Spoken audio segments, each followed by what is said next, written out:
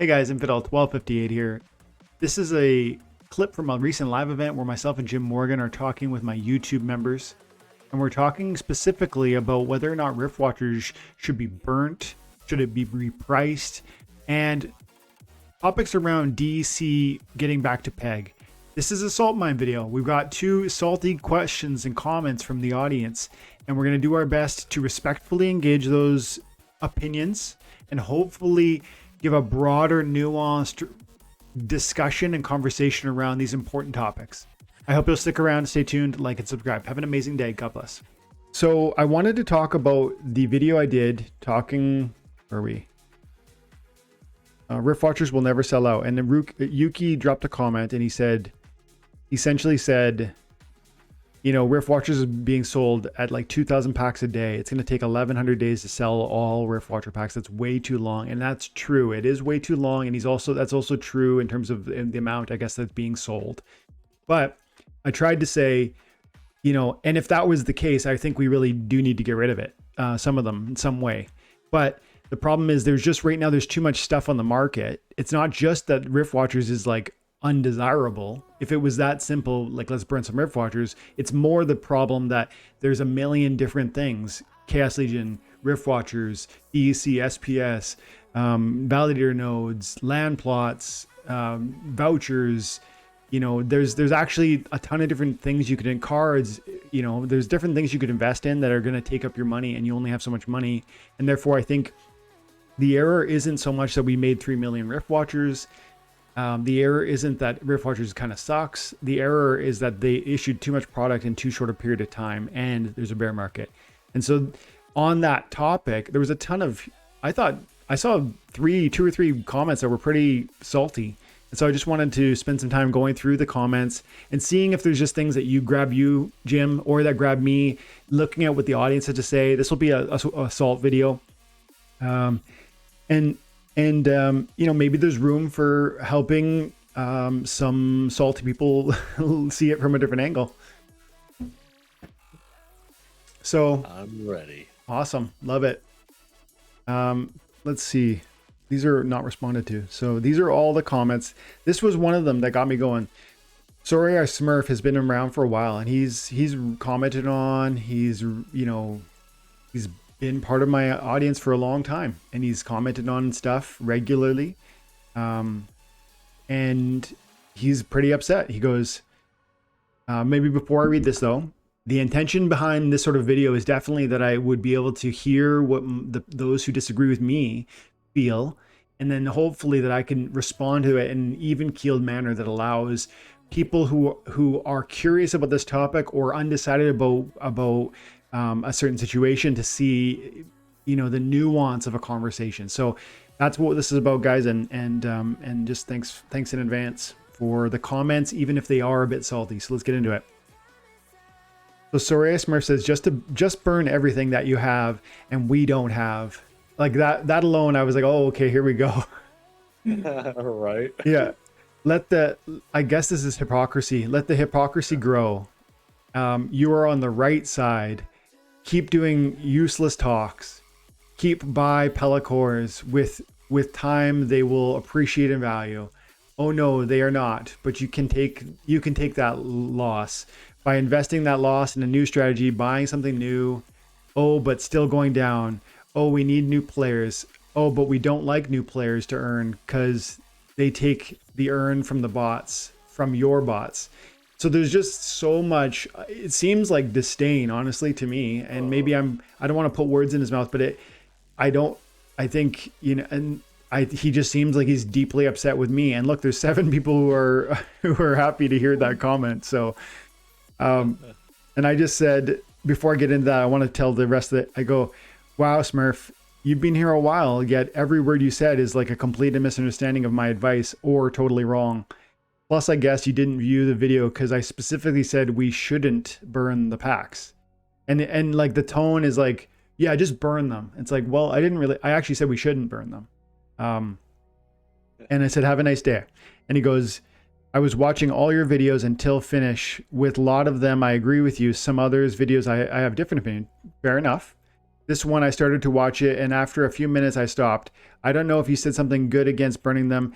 Hope you did. But after what I saw, I understood that they are on the opposite side. That's why my comment. If I'm wrong, then you are right. I misunderstood you. I will watch video full. Okay, so that's nice. That's great. You know, there's like a read my follow up and was willing to kind of respond to it. I don't want to read the rest of that, but I can tell he's clearly deeply against it. Jim, I've been talking for a minute here or so. Like, do you have any? How does this strike you? Like, what are your thoughts on this? You know, guys, if you pay attention to Dwayne, and I assume all of us here do, he's talking about all of this stuff on a 5-year time frame. From when he was talking about the stuff a year ago, we're only now a year into that 5-year plan. Okay, a lot of these Pellicores are about to go out of print. So keep buying Pellicores, guy. That was like one of the first things that I saw. I'm like, we're not even done with the reward cards yet, man. Like, what are you talking about? Mm-hmm. And honestly, I'd love for stuff to be burned. Is something wrong with me? No, I mean, I get it. Like, the idea of scarcity, you're holding the asset already. You were here early, and then if you've got the amount of the asset that you desire, and you think, and you liked it, like if you buy an object that is 1 out of 100, and then you love it at that price and that rarity, and then tomorrow they decide they're gonna burn it and destroy 25 of them forevermore. You now have an asset that's 1 out of 75, not 1 out of 100. So your investment got better. And that's kind of what you're alluding to. That's what you're kind of, I think that's partly why you're just like, go ahead and burn it. Like, I'm okay with it. Let's move on. Also just like burning stuff. Yeah, just like burning stuff. Plus, yeah, you're right, man. We're at 85.7% on the Pellicore Conjurer.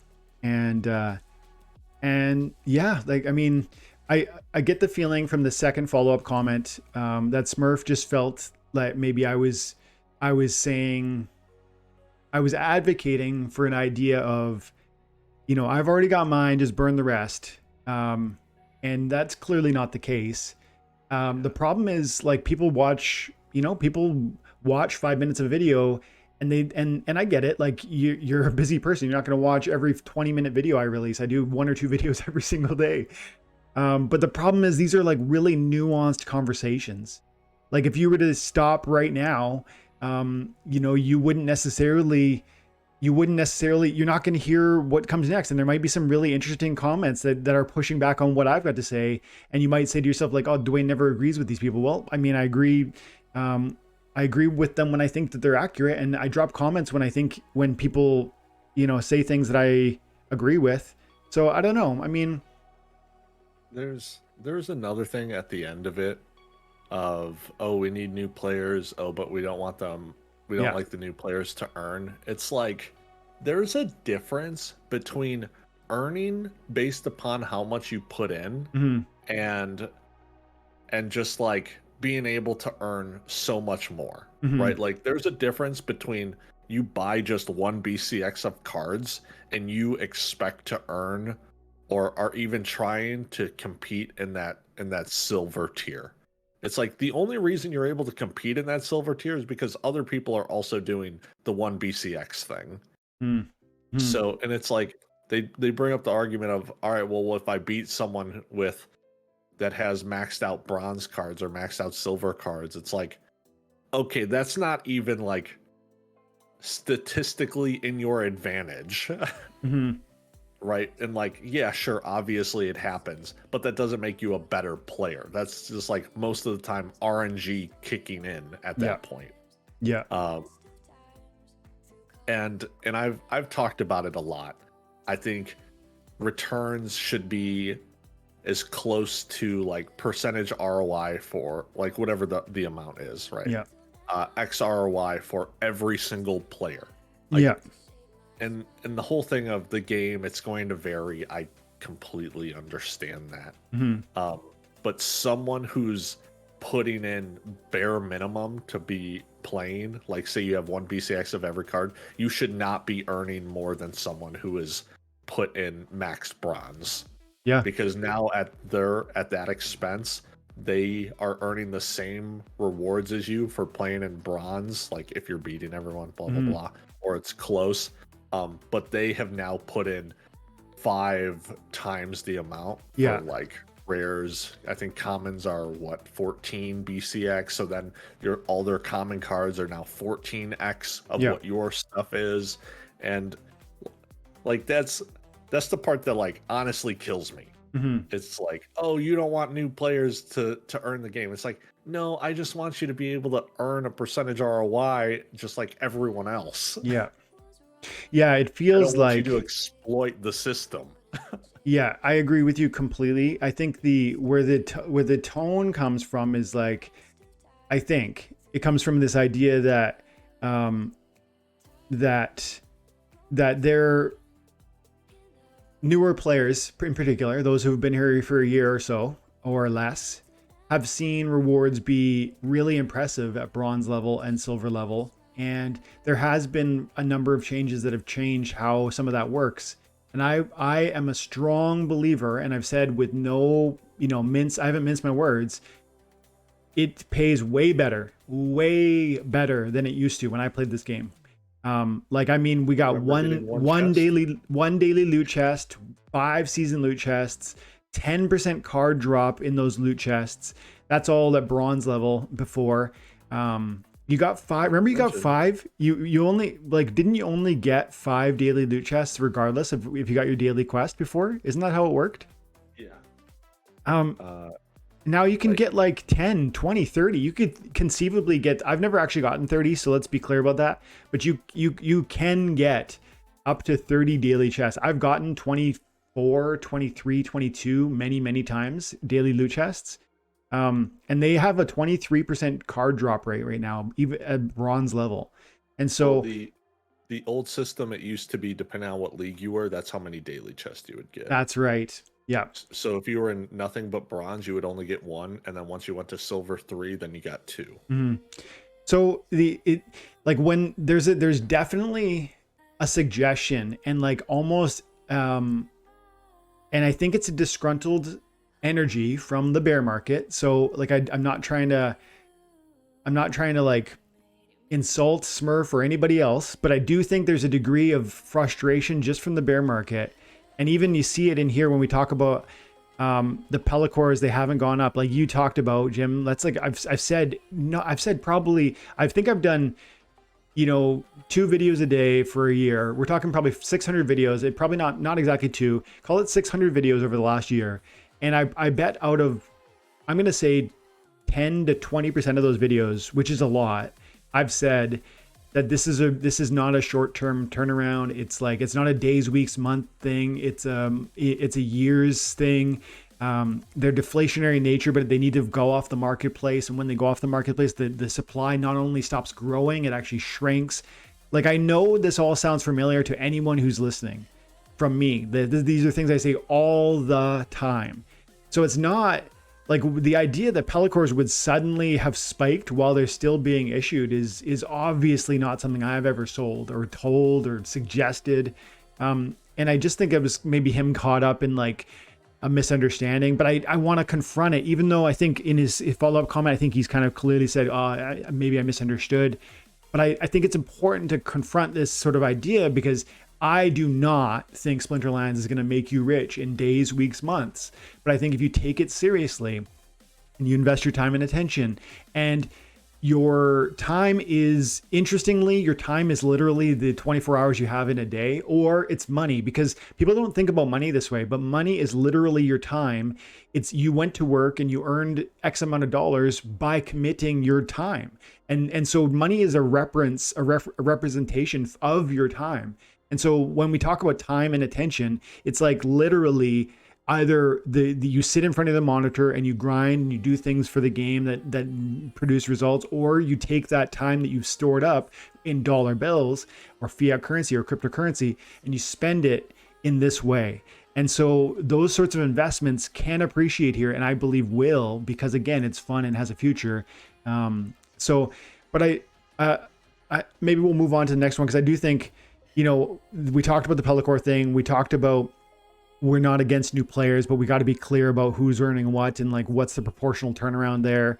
And that's a moving needle that we're always going to have to look at. And sometimes it's going to hurt. It's going to sting because we're going to change things. And you thought it was X and now it's Y, but that's a product of like a growing economy and people finding little gimmicks to a system. And I just don't, I think Smurf even kind of acknowledged some of the tone being off on that one. But again, 7 people thumbs up this as if this was like, as if they're in strong agreement that this was the idea that I was selling or that I was aiming at. I just wanted to add one more thing. Oh, go for it, dude. Just to wrap that up. Mm-hmm. Dwayne talks all about time and attention, like he was just saying. And I've been saying for a while, it's time versus money, right? And he was also the time of, all right, did you have other money as well that you're now putting into it? It's, do you have the time to do this, or do you have the money to do this? If you don't have the money, it's going to take you far more time because you didn't have so much in there as at the start. So your time and attention, and time versus money. Remember it. Mm-hmm. Absolutely, man. And just Bobby threw in there, he's like, he said, Dom and Bobby were commenting on this one, and just stacking the cards, recognizing the reward cards are starting to look juicy, and that there's only a few months left in the commons, and then talking about how they've been stacking them and just recognizing the opportunity for like a 10x. I mean, I honestly think 10x is probably conservative for some of these cards, and there are people who think that I'm totally off base on the price predictions for some of these cards, but I really think 20 to 100x is going to happen on many of the cards that they're giving away now, and that would be the ones I'm talking about. These reward cards that are just being given away, some of which are laughably cheap. Heatsmith, Pellicore Mercenary still really cheap. The Conjurer really cheap. We're talking like a penny or 2 pennies, and these cards are they're really helpful. The question is, are they helpful to help you win? And they certainly are. And if they are, then is the game going to be here in 4 years? Because when it's here in 4 years and it's still producing cryptocurrency rewards and card NFT rewards, and people are making, dollars a day. You said the other day on your bronze account, you're making 1 SPS a day, with $40 worth of investment. Like you're talking 300, 400 SPS a year.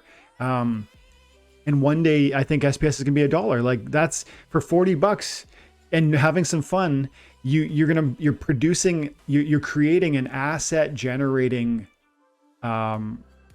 like resource in your portfolio of resources or assets, which is crazy. Like it's not even just an investment. These cards are literally an asset generating investment. It's like a dividend paying stock, but in my opinion, better. It's like it literally is like buying a company, and letting the company just grow and give you rewards. So I just really growth and dividend stock. Yeah, exactly, both. I don't know who else was salty in here, but let's have a read of some of these, because I saw more than one. Crypto Beaver says, let's all remember that the Splinterlands universe has launched Riftwatchers, Tower Defense, Genesis League Goals, Splinterfest, Rooney, and soon Lux Vega, all within a 3-month span. And now they are questioning why some of these didn't sell completely or doesn't sell fast and as it should in the middle of a bear market with an active player base of between 10 and 40,000 players. I'm definitely questioning Matt's ability to understand basic economics. This is mind-blowing. The roots of our problem come from people at the top not understanding how to make the proper sale assumptions, not building clear timelines, and not communicating clear strategy with the community. Wow. There's a lot there.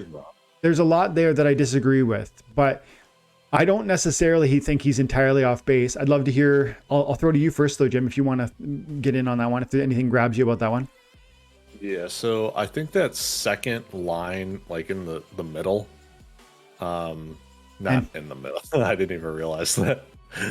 So that right there. Now they're questioning why some of these didn't sell completely and doesn't sell as fast. That's not what they're talking about. they're not proposing these to make them sell faster or anything like that. It's to give more DEC sync so it goes back to peg for the overall health of the game. It has nothing to do with selling these faster. I think it might be two birds, one stone. I think they would be happy to see some of the packs disappear, and some of the product get off the shelves. But I do think you're right. The primary thrust is around DEC because they recognize what DEC would do, a peg DEC would do for our economy. It would trigger SPS burning. It would trigger price appreciation on cards because cards are priced in DEC, and there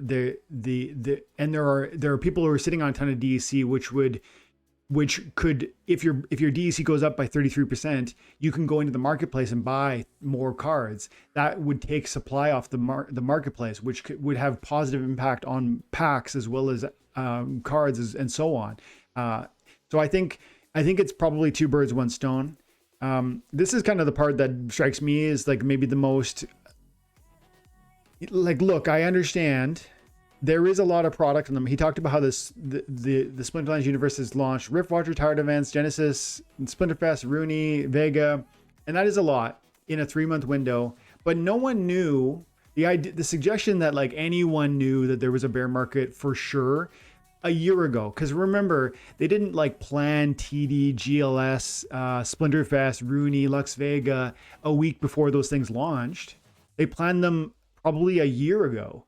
And it takes a great deal of time to think these things through, to get the art together, to do the lore, to figure how many, when, all of that stuff is so well planned in advance that you can't, I don't think, reasonably say it's mind-blowing or that it implies a lack of understanding on basic economics that they would release them in such a short period of time. All of that, I think, kind of harsh language is built on the presumption that a short period of time before those things launched, the go ahead was given, and I think that can't be true. I mean, they definitely were planning these things even in summer when things were I'm gonna say between August and November, when the things were the craziest, like that bull run in 2021 or whatever. I think it was 2021.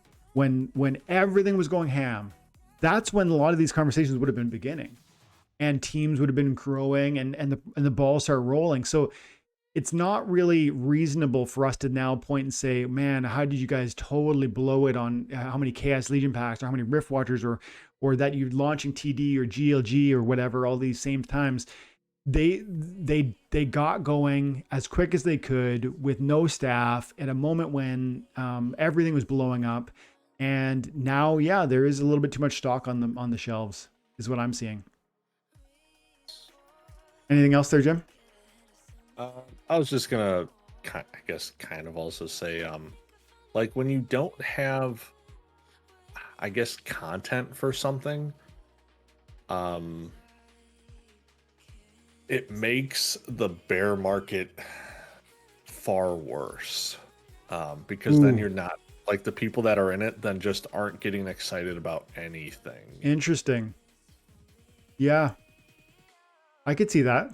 I mean, that makes a lot of sense. If there was literally nothing, no release at all right now, not only would prices be down, because they would, just due to bear market, but simultaneously the lack of excitement and the lack of, we've had so much going on. Content creation is blowing up and the audience loves it. Like I see a good amount of views. So you're right. There is a degree of like, we want, even if it's a bear market, we want to keep attending to our, even if it is 10 to 40,000 players, like he says, which is probably not far off. I think I heard it was like 23K or something. You don't want to not produce for them saying, oh, wait till the bull market, so that's a great point, Jim. Yeah. What's the audience say here? Bobby, watch Aggie's interview. I watched Aggie's interview with that lawyer the other day, and it really sounds like he's prepared for the future and is trying to make sure the game doesn't just end. Interesting. I didn't see that. Did you see that, Jim? No, I didn't. You might have to check that one out, Bobby. If I'd love to see a link on that one, dude. I didn't see that at all. Paul says, once people start having to burn SPS for DEC, then it stands to reason that SPS price will rise, which will create more Riftwatcher sales at the same point, more validator sales. 100%. Paul's totally right about that. It makes perfect sense. They even wanted to make Riftwatchers DEC, because if it then goes to PEG, the only then way to be getting DEC, at least relatively easily, is burning the SPS. Mm-hmm. It's like, that's why I was for it. And like this whole last week has kind of shown it definitely could go back to PEG. Mm-hmm. Yeah. Yeah. And I totally agree. It can and it will. And I think the implications of it returning to PEG are what Paul says. It's going to translate to Riftwatcher pack sales. It's going to translate to validator node pack sales because, or certain validator node sales, because the SPS is worth more. So it buys more packs, or it's worth more and therefore it buys more nodes, because the nodes are priced similarly with the, I'm actually questioning this in my own head, but I believe they're priced with not a specific number of SPS, but a dollar value of SPS. Yeah. As of right now, it's 5K. Yeah. And then also, as SPS rises in price, the nodes produce more value because they produce X amount of SPS and X amount of vouchers, and that production would be appreciating as SPS was rising in value, which means the more nodes, not only can you get more node for your SPS investment, but you actually get more value out of each node, and that should drive kind of I would say a positive vortex, like a real growth to the sale of the nodes. And so definitely aiming at restoring the PEG is deeply important. But I think on that note, the bigger issue isn't just creating another sink for DEC. Yes, that's probably important. But I think we need to make sure that the liquidity pool changes, like replace DEC LP rewards with SPS. I'm surprised this is kind of close. I don't really understand what that's about. Why would people say no to this, in my opinion? I can't think that through. They're saying no because they're going to be getting overall less rewards. I think that's it. That has been the only argument I've heard about it. Yeah, I mean, so spend your DEC. Like, that's the thing, you know what I mean? Like, the thing is, DEC is not supposed to be this long-term hold. And this mechanic, the existence of that liquidity pool and being paid in DEC, and that was essentially creating a real strong desire to have this like long-term DEC hold. But simultaneously, the game's been saying, no, we want to make DEC scarce. We want it to be like really shrinking in number.